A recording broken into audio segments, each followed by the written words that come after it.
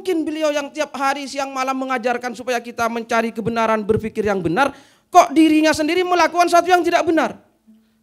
Jangan ngaco sampean ini. Tak gitu sama saya. Tak gitu sama saya. Gak mungkin. Salah kan? Iya betul salah.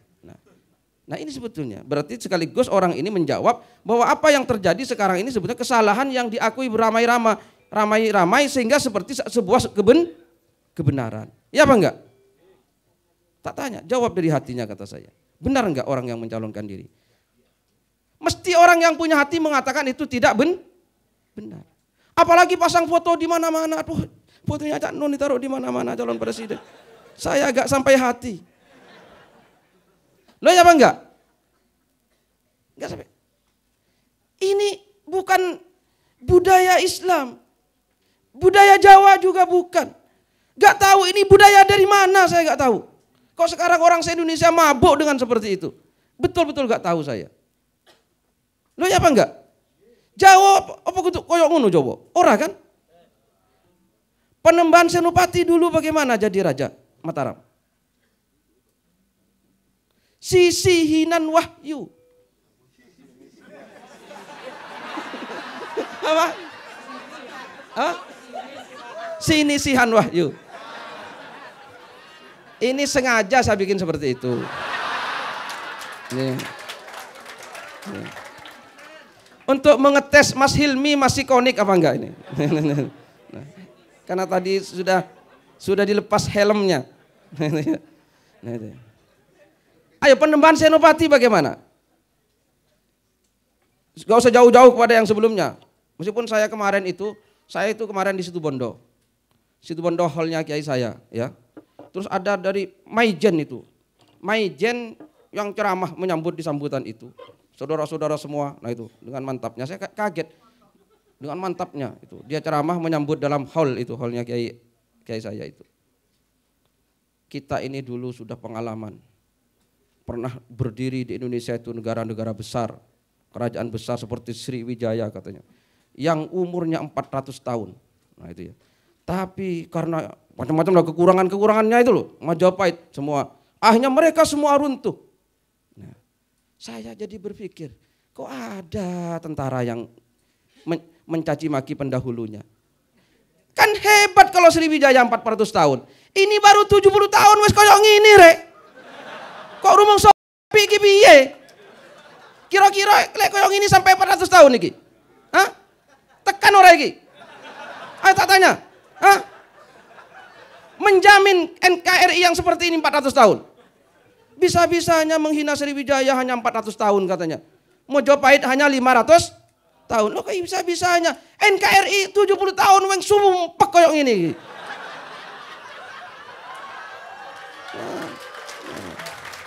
Oh iya. Iya apa enggak? Mau dilanjutkan kayak ini nih? Hah? Sumpah kayak gini ki. Semua omong kosong, semua gombal. Iya apa enggak? Koyok ngono-ngono padahal orang ngono. Nah itu ya. Wah, kok dengan sombongnya ceramah. Itu semua runtuh saudara-saudara. Wah gitu ya. Lu kata saya. Wah, saya bukan Maijen ini. Jadi itu perwakilan dari Pangdam Jawa Timur itu. Nah itu kadang kita seperti itu. Kita mencoba masa lalu kita sendiri. Ya apa enggak? Hebat masa lalu kita itu. Sampai bertahan 400 tahun. Majapahit berapa? Berapa? Hitung sendiri ya. Hitung sendiri. Kan gitu.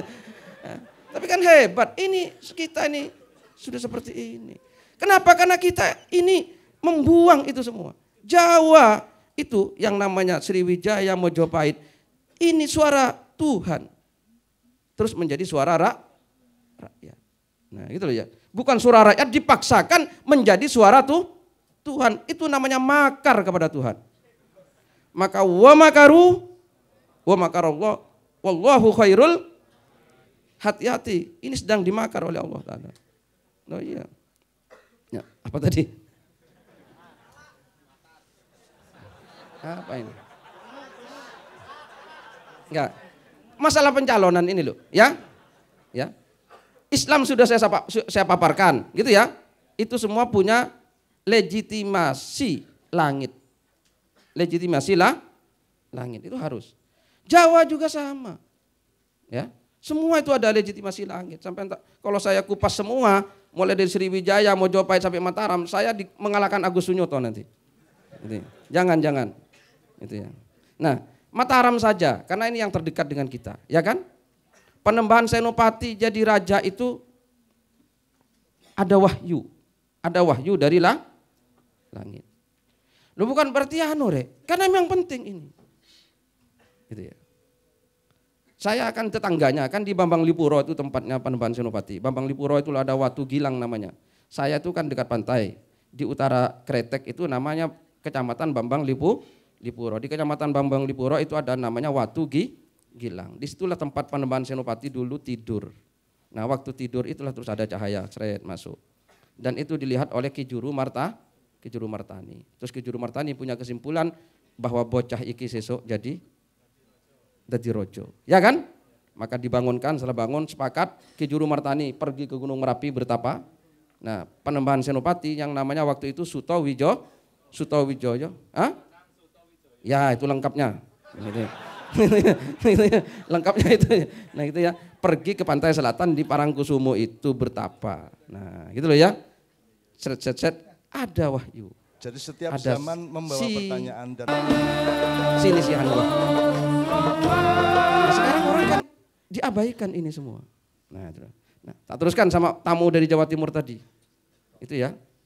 Benar enggak kalau orang mencalonkan diri? Jawab dari hati kata saya. Tidak benar. Nah, berarti kita kan sedang mengingkari yang paling hakiki dalam hidup. Padahal kebenaran hati itu kebenaran sejati. Diingkari ini semua beramai-ramai oleh kita. Semua mencalonkan. Pasang sana, saya paling hebat. Dan seterusnya semua merasa hebat. Nah, terus tak tanya kembali. Ya sudah, oke, itu pertanyaan pertama kata saya. Sekarang seandainya. Nah kalau begitu Pak, kata dia berarti memang harus dipilih orang. Loh iya, Tuhan memilih terus orang bisa menangkap isyarat langit itu. Kan begitu? Isyarat langit itu ditangkap oleh manusia, kata saya. Nah, terus tak tanya sama orang yang datang ke saya. Sekarang rakyat memilih. Kira-kira rakyat ini bisa memilih apa enggak? Tak gitukan sama saya. Rakyat itu bisa memilih apa enggak? Tak gitukan sama saya. Enggak. Seandainya dikon milih tenanan bukan dipilihkan, bisa memilih enggak? Kalau situasinya seperti sekarang, pola pikirnya seperti sekarang, enggak bisa. Tak bilang sama dia, sekarang gini, Pak, enggak usah jauh-jauh milih presiden sampean. Sekarang saya tanya, silakan sampean kalau milih makanan, bagaimana caranya memilih? Itu saja, tak gitu sama saya. Milih makanan saja, enggak usah milih presiden. Ini rusaknya pola pikir manusia, kata saya. Yuk, sampean kalau cari warung makan, tadi di warung, cari warung yang bagaimana? Hah? Ayo. Cari yang apa? Dia menjawab, saya mencari warung yang enak dan murah. Enak dan tak tanya sama saya. Itu sudah benar apa enggak? Benar enggak? Enak dan murah itu. Ini mayoritas loh. Di mana ada warung enak dan murah, orang pasti berduyun. Sekarang sudah betul apa enggak ini? Betul apa enggak tak tanya? Hah? Kok enggak menjawab? Berarti sama ini, sama-sama enggak bisanya. Sampean makan itu perlunya apa? Nah berarti mencari warung yang apa? Yang makanannya ya apa enggak?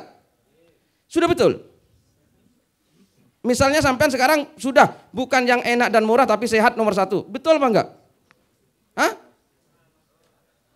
Betul apa enggak? Berarti belum lulus. Nomor 1 itu halal kalau sampean betul. Ya apa enggak? Nomor 1 halal. Ya apa enggak? Ini namanya cinta segitiga, Rek. Tuhan dikemanakan? Lawang sampean cari makanan saja Tuhan sudah dibuang ke Segoro Kidul kok. Sampean enggak pernah pilihan pertama adalah halal. Baru dia sadar, oh iya ya.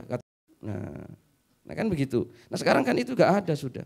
Nah, sekarang orang milih presiden, milih wali kota, milih gubernur apapun, pernahkah aku lek milih iki halal apa ora?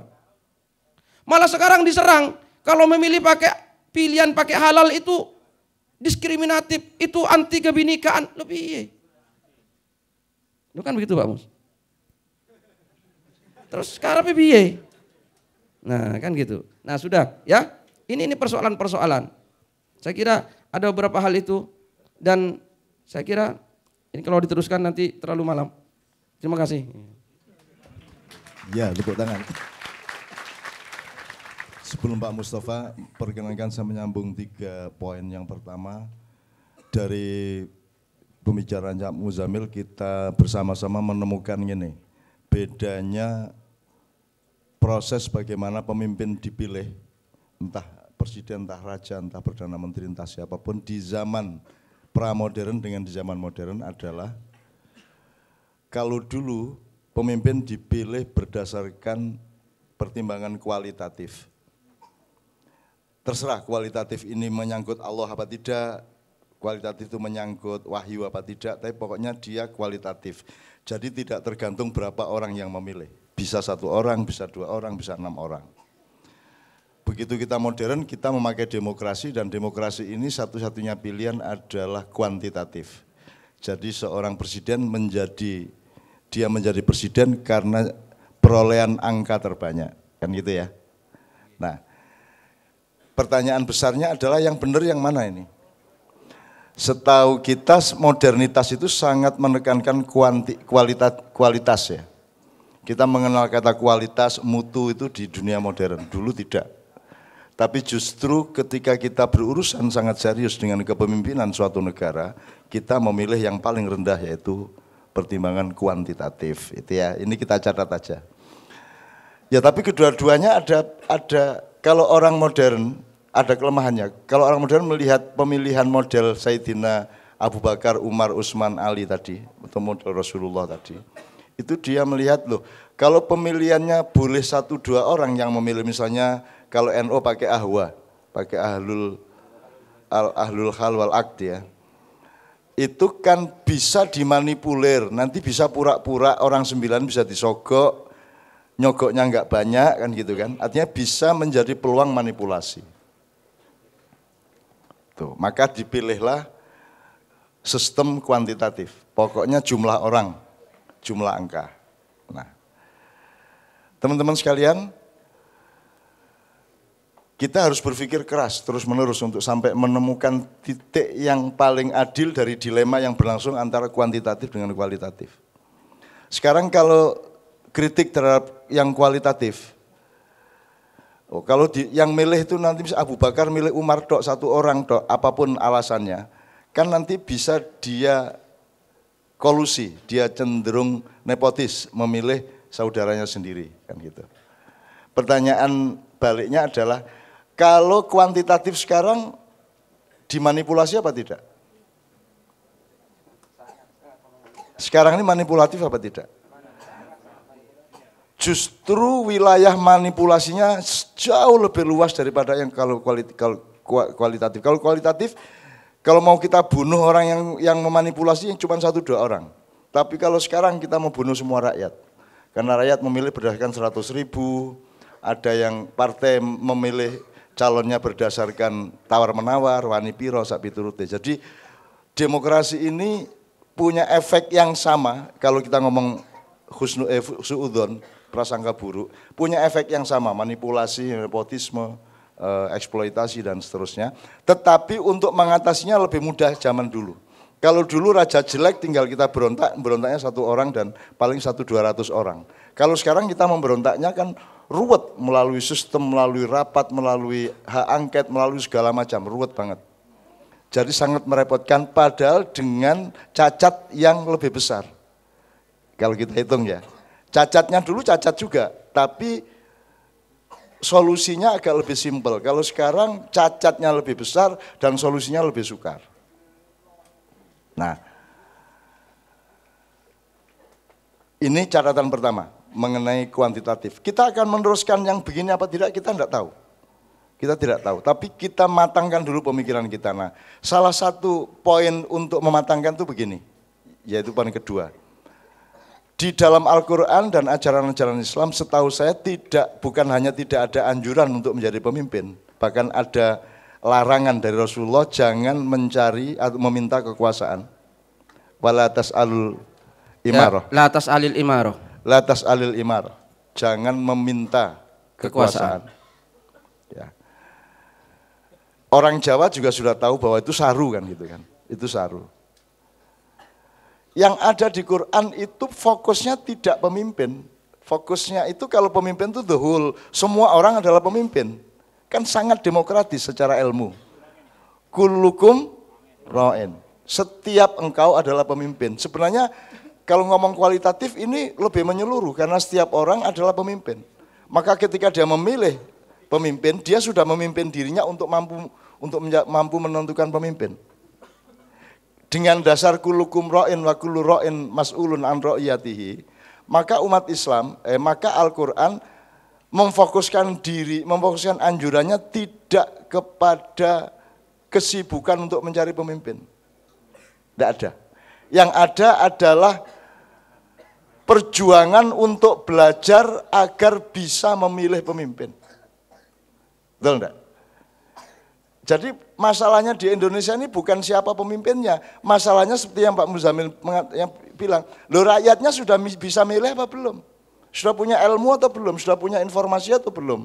Sudah punya kualitas atau belum untuk milih pemimpin? Wong kowe milih panganan wae ra iso kok, salah kok. Itu. Halale ora tidak dinomorsatukan kok, apalagi memilih presiden. Gitu. Nah, jadi sekali lagi teman-teman sekalian, tolong kita sebisa-bisa buka-buka Quran, hadis atau apapun, Anda perhatikan bahwa sarannya itu adalah pada rakyatnya, tidak pada pimpinannya. Supaya rakyat itu belajar pemimpin kudu sidik, fatona, sidik, amanah, tablik, fatona. Dan Rasulullah tidak pernah dididik atau ingin menjadi dirinya itu punya 4 sifat. Dia dengan sendirinya karena dia memimpin dirinya maka dia punya 4 sifat itu.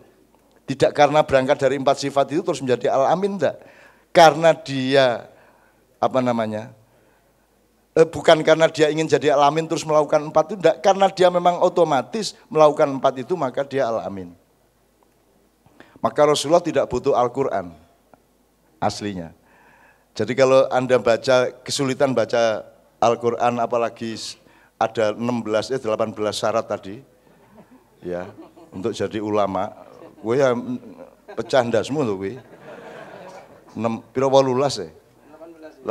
Saya di tulisan saya menyebut 15 syarat untuk melakukan tafsir Al-Quran, itu 15 syaratnya.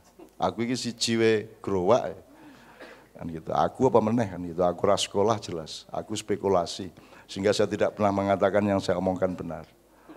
Nah, jadi teman-teman sekalian, nomor 1 yang kita impikan bukan siapa yang akan jadi pemimpin. Yang nomor 1 Anda harus perjuangkan adalah menurut kamu pemimpin itu bagaimana, itu yang kamu pelajari. Nomor 1. Jadi jangan memikirkan siapa nyalon presiden dan seterusnya.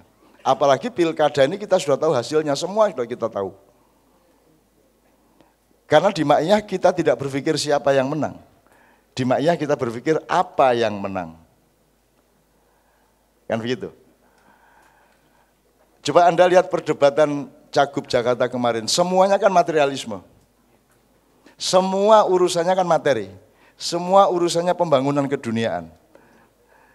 Itu kalau dipotret lagi itu semuanya kapitalisme global. Semua itu proyek, semua itu. Pokoknya urusan keduniaan yang kita sembah-sembah tapi kita sendiri mengeluh tiap hari dan tidak beres tiap hari. Jadi yang menang pasti materialisme. Tinggal kadarnya saja. Ada yang memang dipasang oleh 9 lelaki di kota Jakarta surat apa itu Pak? Al-An'am. Ya. Ada yang mencoba mempertahankan jangan sampai ke An-Naml, ya. 9 naga itu. Ada memang dipasang oleh 9 naga untuk menjadi pemimpin, ada yang tidak dipasang, tapi dia juga tidak akan bisa mengelakkan. Tidak mungkin gubernur Jakarta bisa mengelak dari kapitalisme global. Jadi mungkin kadarnya aja yang berbeda, tapi pasti yang menang adalah materialisme, pasti yang menang adalah hedonisme, pasti yang menang adalah keduniaan, pasti yang menang adalah kebendaan.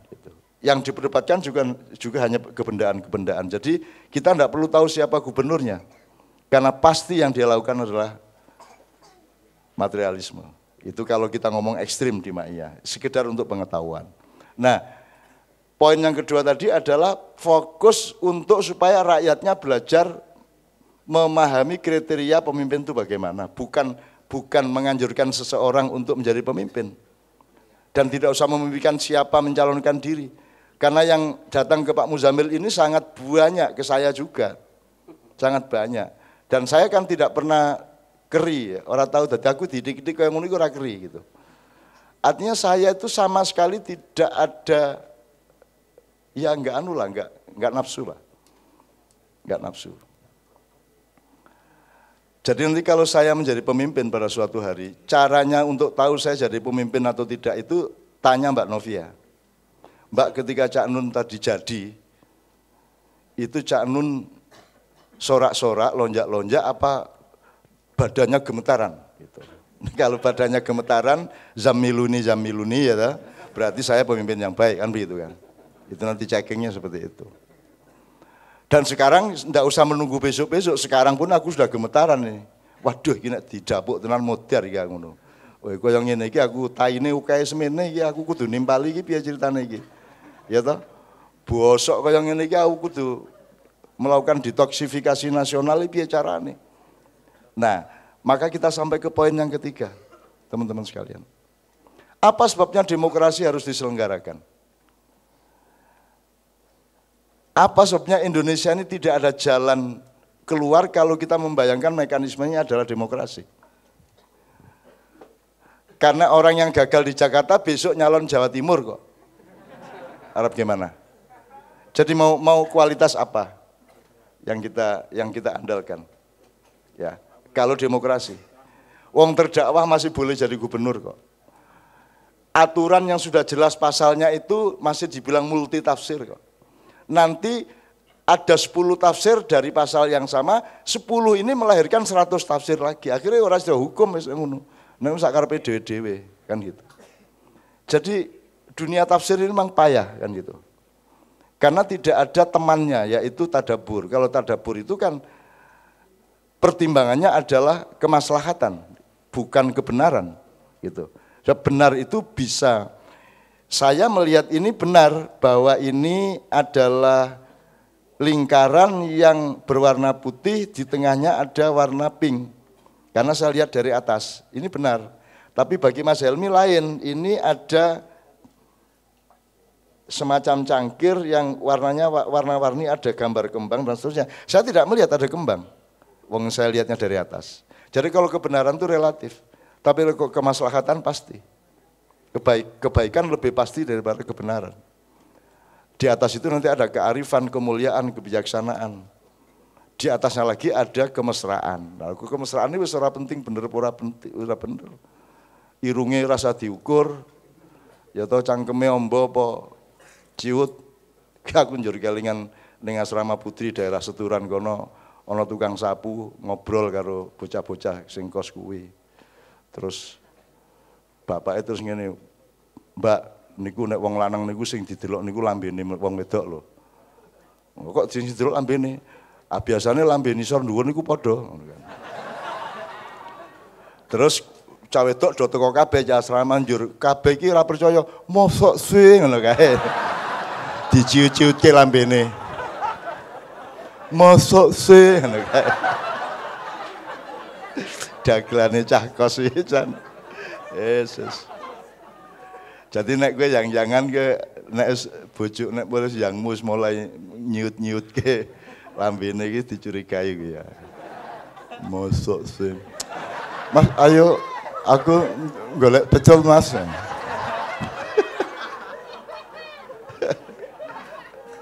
Sorry ya iki wis ora penak ya saru ngomong ngene iki. Ini Mak Ian ra apa-apa kemesraan ya Mas ya. Kemesraan. Oke. Nah, yang ketiga poinnya adalah teman sekalian, kalau kita pakai mekanisme demokrasi saya tidak bisa bayangkan menyelesaikan Indonesia. Karena ruwet sekali prosesnya dan sangat panjang dan sangat relatif.